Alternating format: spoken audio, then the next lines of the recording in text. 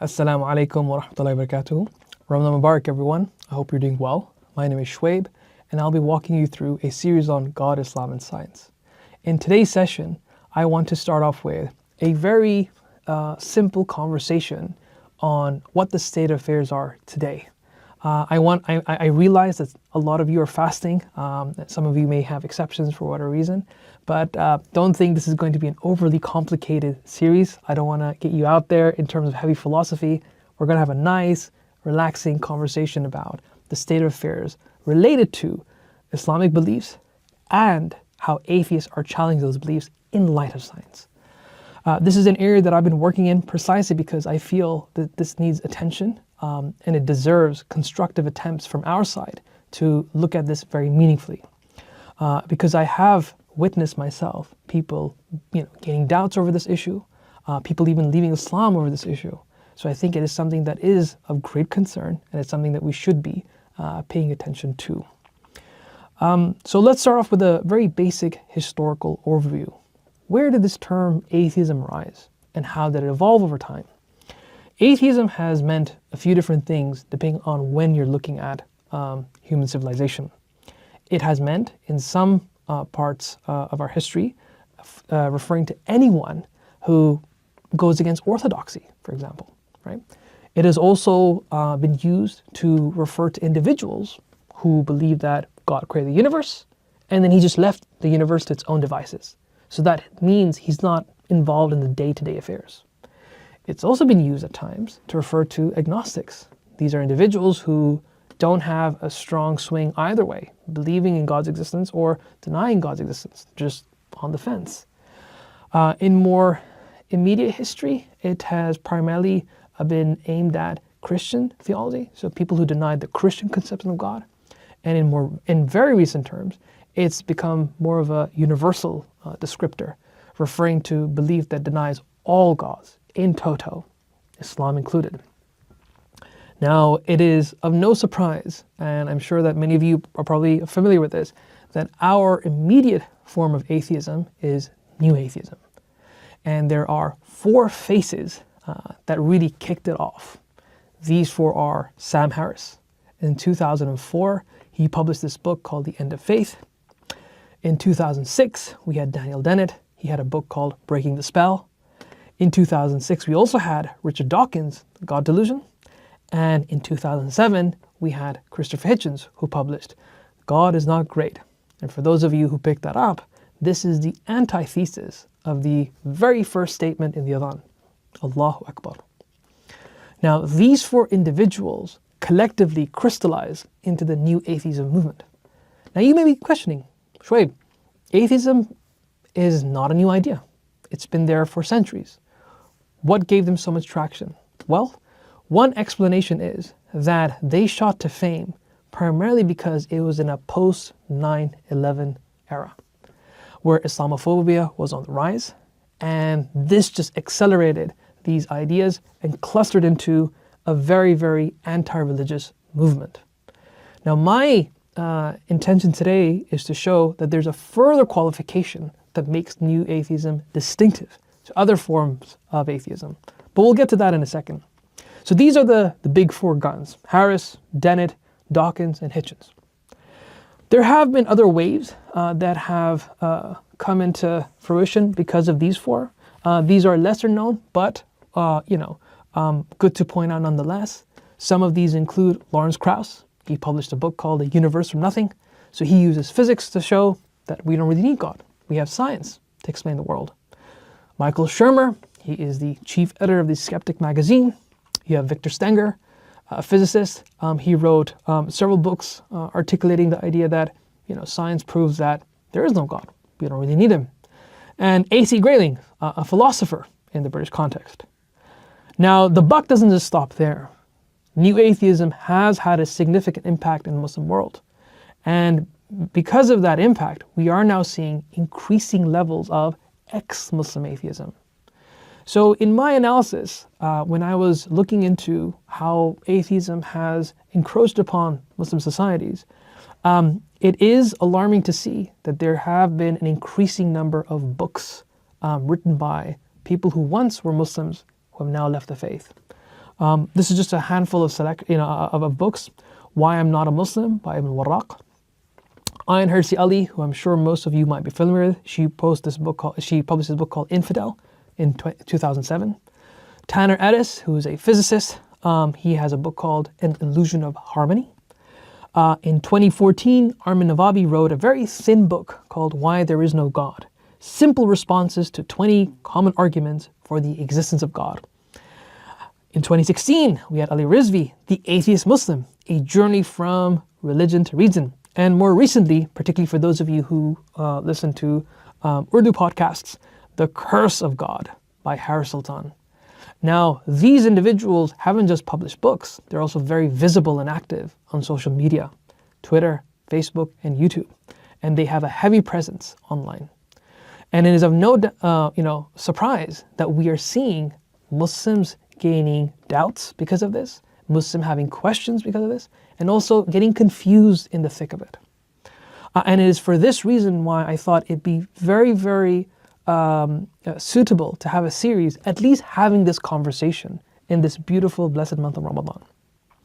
Now, I said earlier that I think there are further qualifications that we can make about new atheism. New atheism is not just new because it's post 9/11. New atheism has something extra to it. And to prove this, or justify this, I will be looking at quotes from 4 different non-Muslim scholars who have made this very observation. And I think cumulatively, I think you'll come to agree with me that this is indeed the case. So let's look at the first quote that we have here. This is by Dr. Ian Markham. This is what he says. Harris is the worst. He makes Islamophobia a central part of his message. Hitchens comes second. To his credit, perhaps, he recognizes that the bad aspects of Islam are also found in Christianity and Judaism. In fact, for Hitchens, there are no good religious traditions. And for Dawkins, Islam is an illustration of the strange and bizarre behavior of religious people. It is interesting to note how both Harris and Hitchens supported the American war to Iraq primarily as a result of their deep prejudice against Islam. Very interesting. Our second scholar, Dr. Tina Beatty, who is a feminist, this is what she says. Today, the new atheists are as hostile towards theologians as the most militant Victorian scientists were. But in the 19th century, the religious other was made up of all those barbarians. So she's referring to that imperial expansion that really defined the Victorian era. The religious other was made of all those barbarians and savages who littered the imperial globe with their presence. Today, and here's where it gets interesting, it is Islam which constitutes the religious other, and it is still represented as a barbaric force to be conquered and civilized by the imperial powers of reason and progress. For those of you who are well read on your history, I'm sure a certain book is coming to your mind. Here's another quote by a third scholar, Dr. William Emilson. This is what he says. In my view, the newness of the new atheism movement has very little to do with its in-your-face, aggressive nature, or its popularity, or even its scientific approach to religion. What seems to distinguish it from earlier forms of atheism is the subtle, and sometimes not so subtle ways, it critiques and attacks Islam through its scattergun critique of religion in general. For the new atheists, their general condemnation of religion targets not only Islamic extremism, but also Islam, because in the main, they admit no meaningful distinction between moderate and extremist Islam. Islam in the new atheist writings is consistently depicted as irrational, immoral, and in its purest forms, violent. We have a fourth quote here by Stephen LeDrew. Now this individual is very interesting because he published a monograph called The Evolution of Atheism, The Politics of a Modern Movement. This is published with Oxford University Press. And I'll be drawing in from this book quite a lot because I think he has some interesting things to say. Look what he says about new atheism in relation to Islam. For new atheism, Islam represents both types of threats, pre-modern and postmodern. As a religion founded on faith, It is a pre-modern threat to scientific modernity, and it illustrates the progressive evolution of human societies, with Islamic societies representing barbarism and the West representing civilization. But it also represents the postmodern threat in that the new atheists believe that epistemic relativism and cultural pluralism have paradoxically rendered the West incapable of effectively dealing with the threat posed by radical Islam. And here's the kicker. This is what he says. Islam indeed is the most important element in the new atheist construction of an ideal of Western civilization. So if you stitch those four quotes together, the fundamental narrative of the new atheist movement becomes very clear. It is inherently, I think, a reflection of the clash of civilizations narrative, where the West is on the one side and Islam is on the other. And this is a significant problem from the new atheist perspective, because these folks that follow Islam are very irrational, they believe in a lot of barbaric things, and they need to be dealt with. So you can see here, this is not just a micro conversation about faith, but it's also a macro conversation in terms of how these ideas are playing out in society. Now, Stephen LeDrew doesn't just stop there. He has some interesting things that link atheism and Islam in relationship to science. This is what he says. Modernity for new atheists is coterminous with secularization, which in their view is essentially the progressive universalization of scientism. Now, I'll stop there for a second, because I know that word may be new for some of you. Science is a method or a bunch of methods that we use to understand the world around us, right? So we use science to create, medicine that can help us. We use science to construct bridges. We use science to understand the world around us, right? Astronomy, chemistry, periodic table, biology, and all of that. Fair enough. But scientism is slightly different. Scientism is a worldview which relies on the belief that the only way to understand the world is through science. And this is a philosophy that is different to the methodology that is science. And hopefully, inshallah, we will unpack this difference a bit more in the second session. Let's get back to the quote. That is the authority of science within political institutions, but more importantly, the adoption of a scientific worldview by individuals to such an extent that is culturally dominant. In other words, what Stephen LeDrew is saying is that new atheism wants to provide support and oxygen to an environment where scientism is on the rise. Science becomes the basis for absolutely everything. And as we'll come to see, inshallah, in the duration of this series, that this is challengeable from our side. He goes on to continue to make three important claims that I think are very relevant for us. New atheists adopt three central strategies. Number one, to discredit claims by religious texts, institutions, and leaders. Number two, to persuade others to adopt a worldview of scientism. And number three, to build a sense of community and a positive identity for atheists in order to encourage others to come out. Now, let's take a step back from all of this. We live in a world where social media has been on the rise. YouTube kicked off in 2010. Now we have access to all kinds of information that can be delivered by everyone and accessible to everyone. And therefore, it is of no surprise that we do see certain ideas that challenge traditional beliefs, right? One of these ideas is, one, that atheism is a very prominent position and it has respectful backing. And science is actually the utility of atheists, not religious folks. And this is where this connection between science and atheism becomes very strongly linked. Science is used to show that God doesn't exist.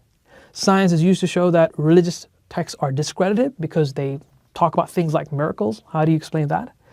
And science is used to show that we don't need God anymore. We don't need religion anymore.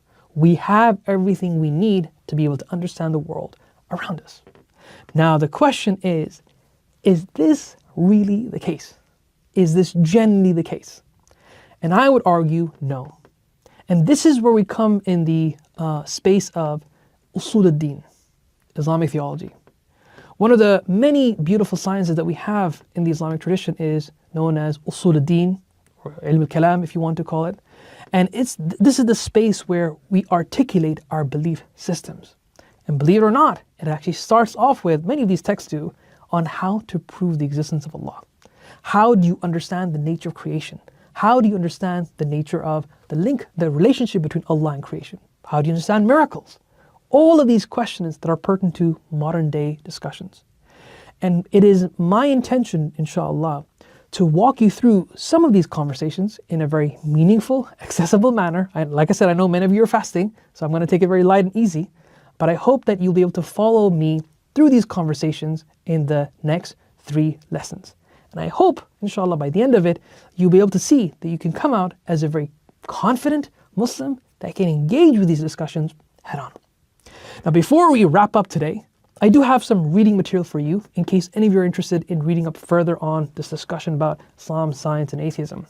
There are 2 books in particular that I found very beneficial in my research. The first one is called The Apostates by Simon Cotty. And this is a book that analyzes ex-Muslim atheists in the West, primarily UK, US, Canada, and Australia.